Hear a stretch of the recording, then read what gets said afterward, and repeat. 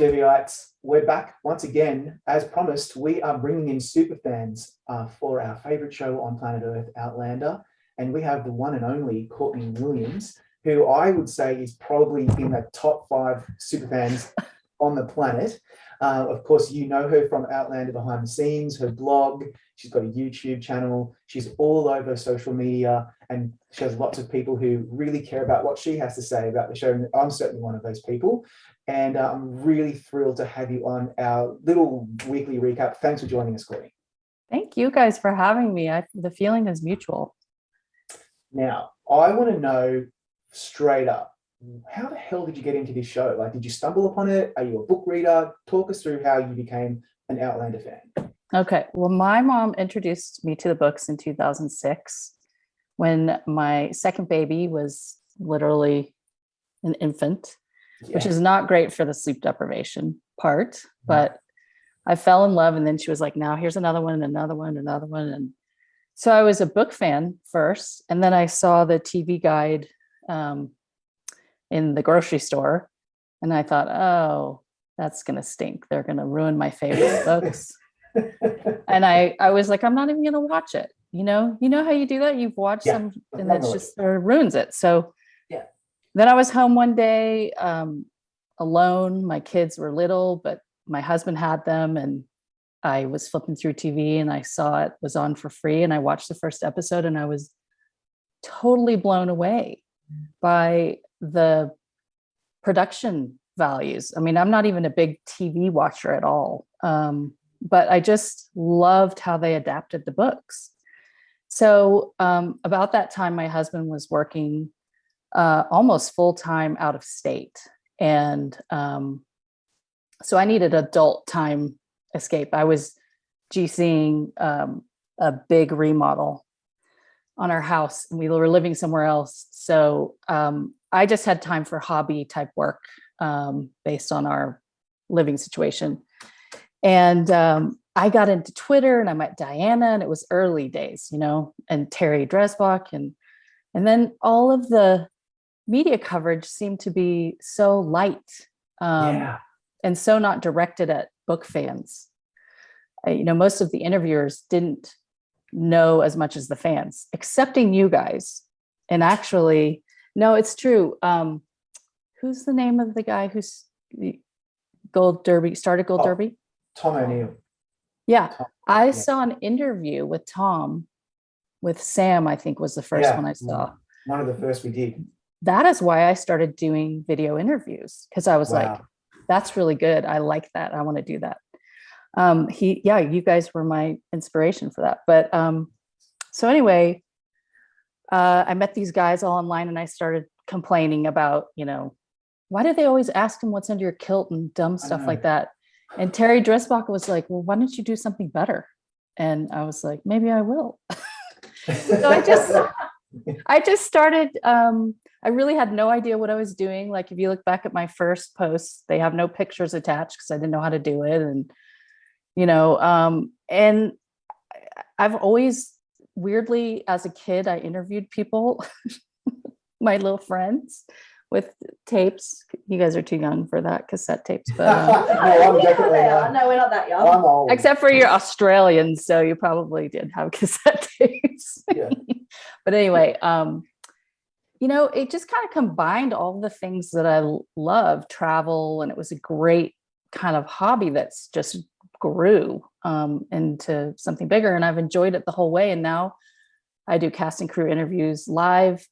I host panels live. I do video interviews. I have a discussion group, which of these awesome ladies, all the actors' names are household names at my house, and Diana is a friend now. And it's really woven into not only my life, but our lives. So hopefully if I'm a super fan, I don't think I ever aspired to that title. But hopefully I'm not, hopefully I'm a calm super fan. You're not one of the crazies, because we've mentioned in the past to other people that the fan base there's nothing like the Outlander fan base. It's so remarkable. and everybody talks about it often, but there are a few little crazies in the mix that we just have to ignore. You know, they're the crazy ones, and there's crazies everywhere. Like, what do you want? Yeah. And, you know, honestly, I don't even see that stuff. I really don't. Yeah, I don't either. Yeah, because I just follow certain people and have a kind of, I don't seek it either. I don't need that. No. So we talked about how you got into it. Now, I want to know, what do you love about Outlander? So I love the books first. And as I've gotten to know Diana, and learned more about her approach, they really are kind of like a living word. You know, she says a little prayer before she writes. And I find that, I mean, so I've been reading these for, I won't date myself, but anyway, for a while. And I find that, you know, when you, depending on what phase you are in your life, when you reread them, they hit you in a different way, and it's very relevant and it's great.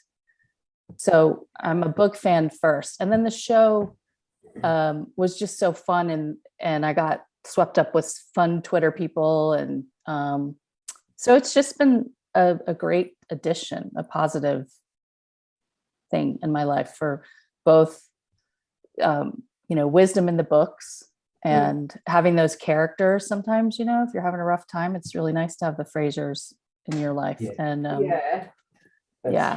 and then just friends and interesting things with my blog and the show. So what's your favorite episode? I know it's a hard question. It's like I can actually answer that. It's it's episode 109, The Reckoning. Wow. Yeah. Now, what is that? That's the new one for me. Okay. Is it? Yeah. That's the one. That's the one with the famous river scene where they have that argument, and it was their chemistry test. I think it's a combination of, I was at Paley Fest watching that live with all the other fans for season 1, part 2, and Matt Roberts and all the writing staff were sitting right in front of me. I had tickets from a friend who knew somebody, and so I had really good seats. And so I got to watch Matt watch that show and get the live audience reaction. And I'm just a journalist by nature. I love to watch people, and it made it really super. Just watching it with all those people made it great, but then doing that made it really cool. And then I met all the writers afterward. What was he giving off? Like, what was his reaction to being immersed within the reaction of what he created? That's awesome. Yeah, well, and it was also when he was the most junior writer, you know, and he runs the thing now. So I wasn't like, you know, I didn't want to be like a weirdo. It was just, there was pride. And afterward, I think I asked him a question like, you know, was it what you expected? And he said, there was one scene that everybody laughed that he didn't think people were going to laugh. And I don't remember what it was. It could have been what the sex scene where she puts the knife to his throat. Anyway, it just seemed like he was really excited to have his episode being seen by so many fans, because it's Paley Fest in LA, which is big. Yeah. And it was full. Wow, that's cool. And it was a great energy, you know, to be in there. So it was the experience as much as I love the episode too, but it was the experience also. Yeah, and the fact that it's still stayed with you after all this time, obviously it made a personal impact on you. But that's fascinating to me. Because my favorite is oh god, I've forgotten the name of it now. It's episode 3. I can tell you if you 5 of season 2, Untimely Resurrection. And I just love that. That was the moment when Jack Black, so to speak, comes out into the Versailles courtyard. I was just gobsmacked. And it's such a simple thing. And at the time, I was doing these recaps with Amanda Spears when she was a staffer at Gold Derby, and we were both just like beside ourselves. And that's when I realized this is not just some show that I watch with my wife to make her happy, because that's what it was in season 1 for me. I wasn't really a big fan. This show is actually like really good and deserves to be talked about in detail, and not about what's understand humans killed.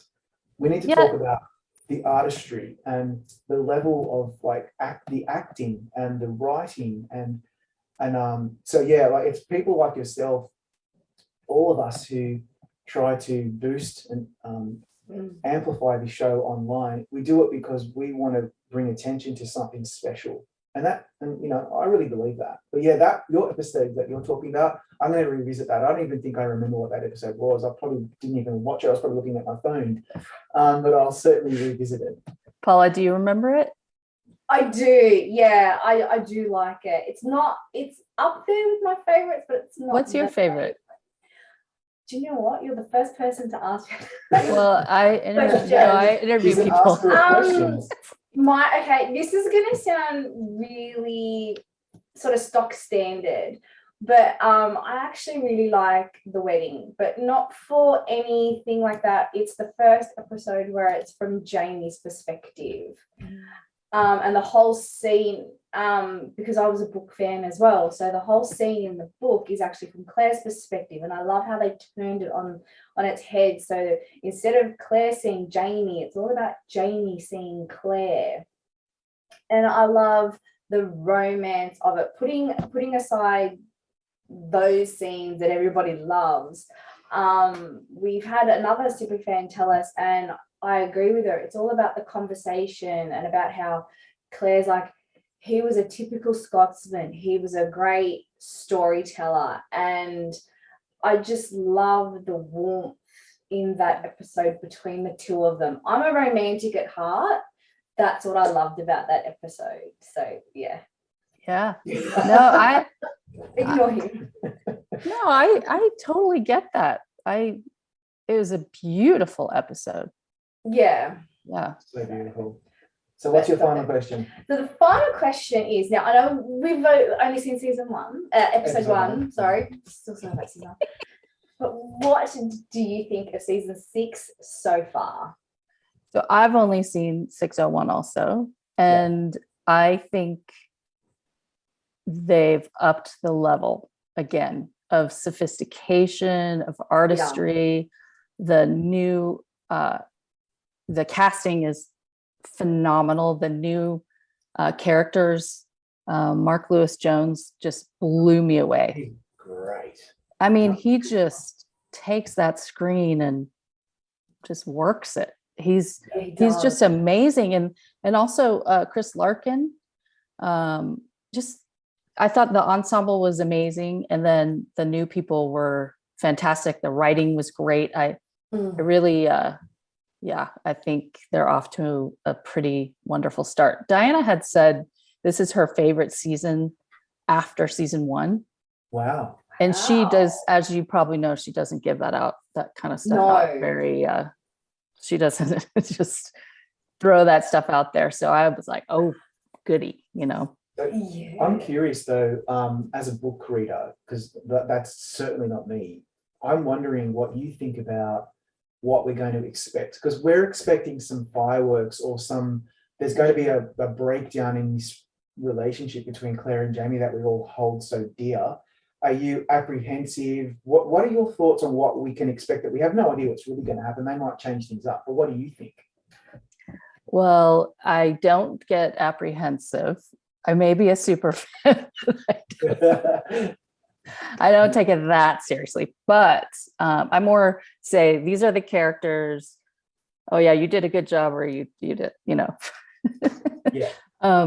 So I think, you know, because this season's going to basically end before it ends, I don't know where we'll be with the Claire and Jamie. I did feel like the ether, Claire using ether was, and not that whole part where she leaves Jamie instead of staying and talking to him is very unbook Claire like. And Jamie, and for Jamie just be like, okay, I'll catch you later, roll over. That's not very Jamie from the book. So they're going to do something. And, you know, I trust Matt. Yeah. Yes. So so all this evidence, Diana saying what she did, the fact that Matt is running the show, and Meryl, I trust those guys. And so I can't wait. I just feel like I can't wait to go on the ride, and watch it unfold. 100%. Yeah, that's our view, is just bring it on. Whatever you've got, just give it to me, and we're gonna love it no matter what. Yeah, I don't always love it no matter what. My discussion group, it's 3 other women, and we're not brutal at all, but we discuss and we give our opinions. And yeah, that's what I love. Season 4 had a hard time. Oof. Yeah. Yeah, like season 3, season 4, I was not happy. I agree. Yeah. I totally agree. But then season 5, I've heard some negative about season 5, but I was one of the people that really enjoyed it. Like, I liked it too. Yeah. And even like this, if the show can get very rapey and it comes up all the time, that didn't really bother me. Like having Claire in that situation at the end, and then with all the dreamscape stuff in the house, I really dug that. I thought it was really, really well done. So yeah, I mean, that's the thing, is it's an adaptation. As long as they do it well, like 601, that old Charlie guy, that was an adaptation. That's not in the book, but it was done so well. And they weave in like the tartan, that is in the book, where somebody gets caught with tartan and Jamie takes the heat for it. Yeah. So Matt, we were saying this in our discussion, that Matt, I don't know if you guys know that Matt is actually ground zero for the show. He actually gave the book to Meryl, who then gave it to Ron, and found out that Terry, Ron's wife, who became the costume designer, was also a big book fan. That's how it all came together. So Matt has been reading these books for a long time. So not only he knows the material inside and out. So I think that's why he's so good with it. That's fascinating. Yeah. I actually prefer Matt's episodes too. I love when I see he's written it, I'm just like, oh yes, okay.